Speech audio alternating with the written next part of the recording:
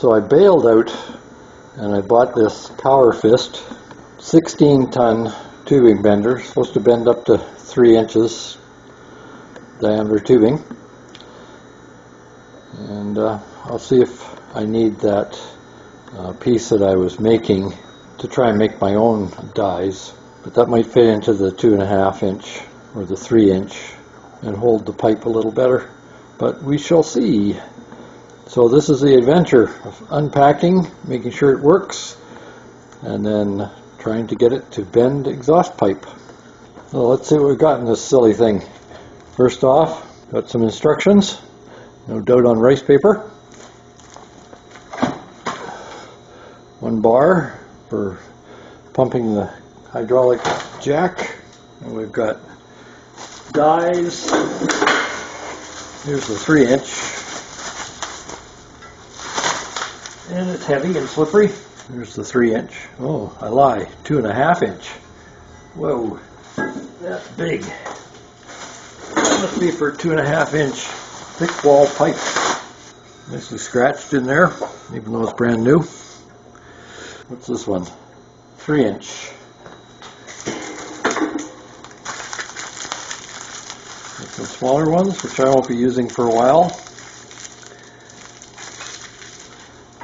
There'll be 8 of them, I believe.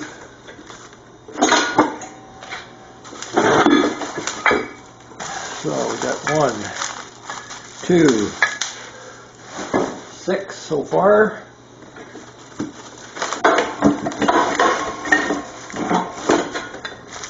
And 8.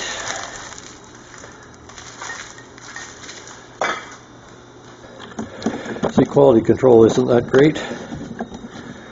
Right down here, this screw is loose. Nice work. When you buy Powerfist, be ready for a lack of quality control. Sliding along here, you can see that the peg of the jack is decidedly off of center, probably 1/4 inch. Oh well, you can be too careful, you know, too accurate. The other thing is that this screw that was loose is stripped. They just go all out. No need for final inspection. We know we did it right. Here's another item of fine quality control. They put so much fluid in there that it goes 1 inch and then it's empty. Just pathetic. One thing I'm going to have to do is that when it's being pumped, there's nothing till about here, and then it pumps. So it's got air in it, so I'll put it full extension and take the plug out and release it slowly and let the air flow out, and then put the plug back in. I said previously that I was going to take the plug out, but you can also just pop it and hear the air come out.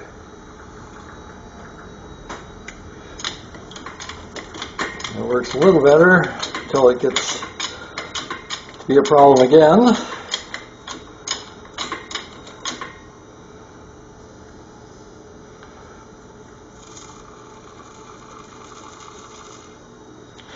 Quite a bit of air that time, if you heard it.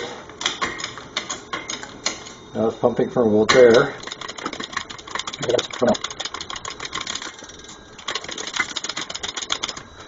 One thing they misrepresented, which I'm glad of, so they said it was a 5.5 inch stroke on the jack. Obviously it's much more than that. It's the full bottle length pretty much. You can see it sticking out above the top.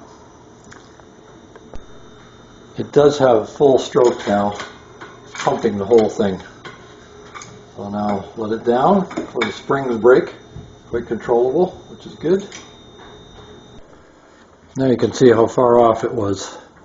So that's pretty much center there. It's got less than 1/4 inch, well maybe 1/4 inch on that side, and over 1 inch on that side. So it would appear the frame is twisted. Not sure how that's going to impact things. We'll see. I did have to bleed it one more time, and it wouldn't fully collapse.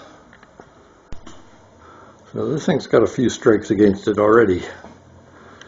Unfortunately, it's like over 100 kilometers round trip, well over 150 I think, to take it back. Now, I did find out that I had forgotten that this is meant for pipe, not thin wall pipe like exhaust pipe.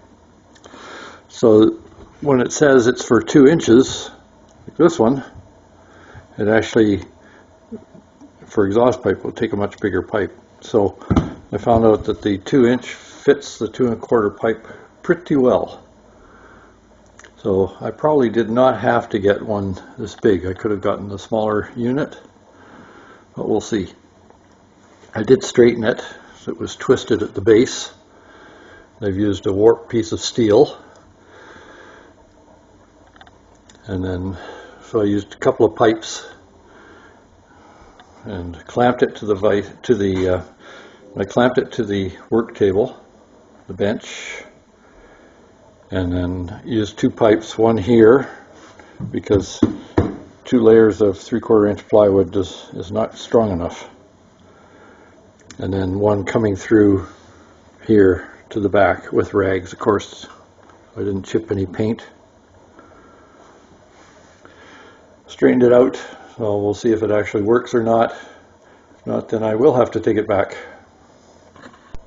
I should point out that as of today, gasoline in Canada, in this area, which is surrounded by refineries, so they have very little distance to ship it, costs $1.55 to $1.65 a liter. That is just awful. But at least we're cleaning the environment.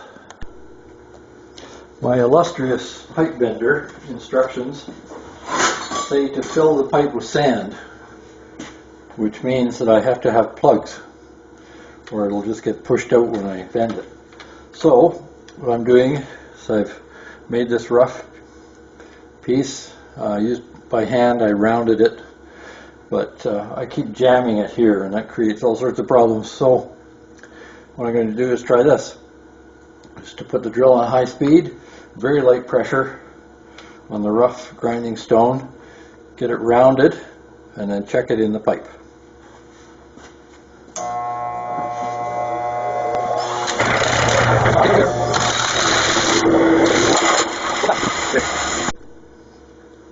So slowly I learn. What I've found is it works best if I take the drill, bolt in the rubber, push it down hard, tighten it. That way the chuck will tend to hold it. Don't need any extra nuts or anything. And then make sure this spins in the opposite direction to the wheel. Spin the wheel up.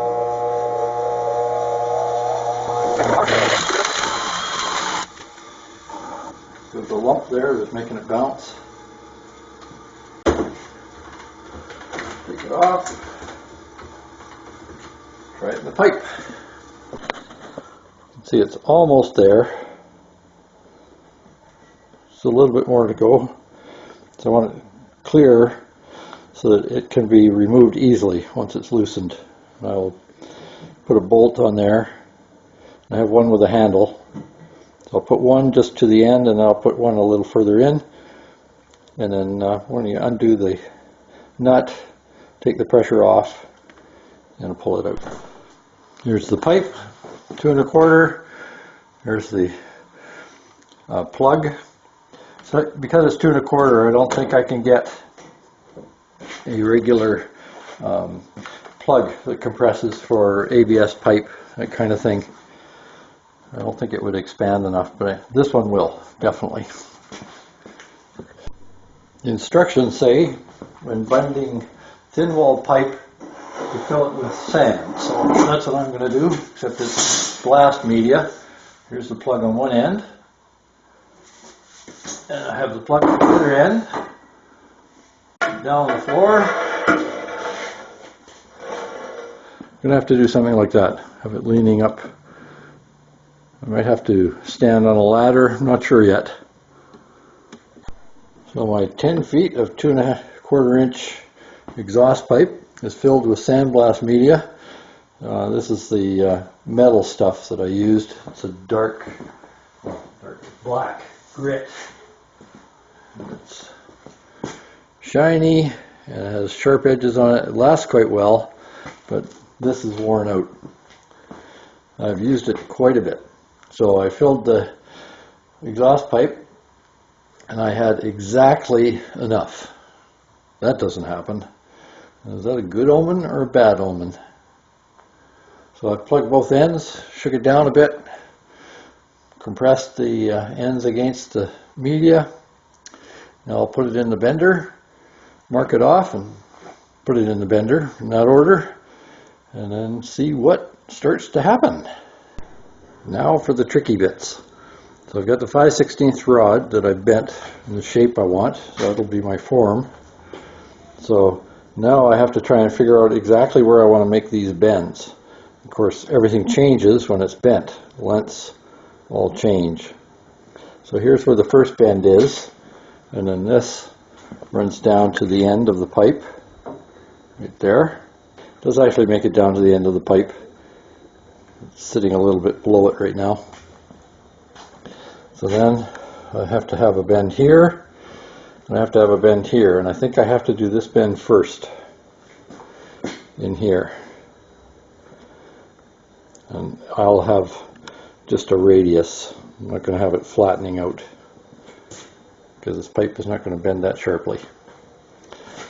So then that corresponds to here, then this corresponds to somewhere down here. So I'm going to have to do this in stages, a little bit at a time. And I've greased these rollers here just to not have any more restriction than is needed.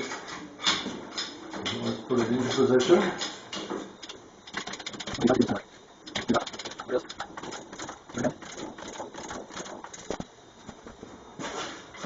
Bending easily. Now it's starting to flare out a bit. See?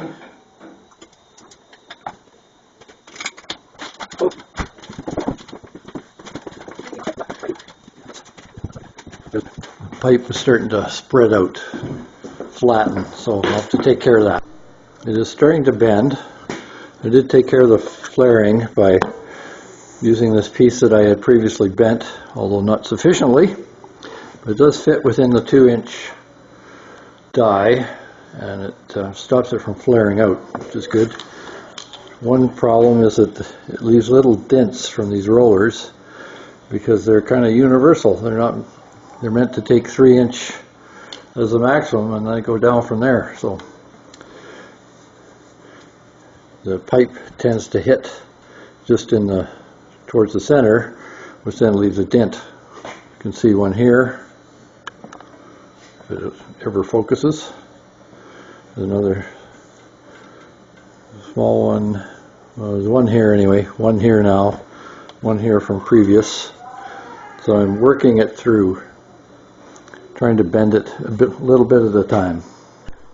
I put some more media in there. Actually, all I had that was incompressible was floor dry. So I put that in and pounded it in as much as I could. Prior to that, obviously it's kinking the tube, which is definitely not what I wanted. It's still over 2 inches of inside diameter though, I'm pretty sure. Surface area anyway, which is what the original pipe was, but that is definitely a drag. So I'll try again, moving the die along and seeing if I can get a better bend out of this. So, gotta pound it, stretch it out of the edge.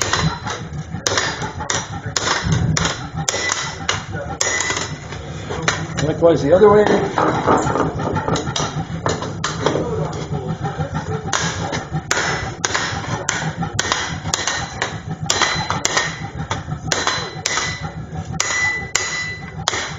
That clear sound is me missing the target.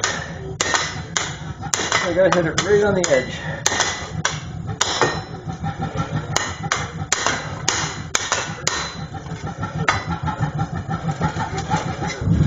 Another heat needed.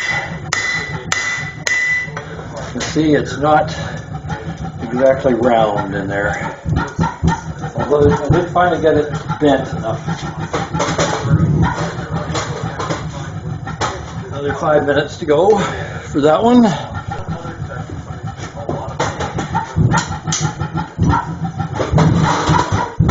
Here we go again. I'll try and get it now in the center, hitting it off the point. Definitely better.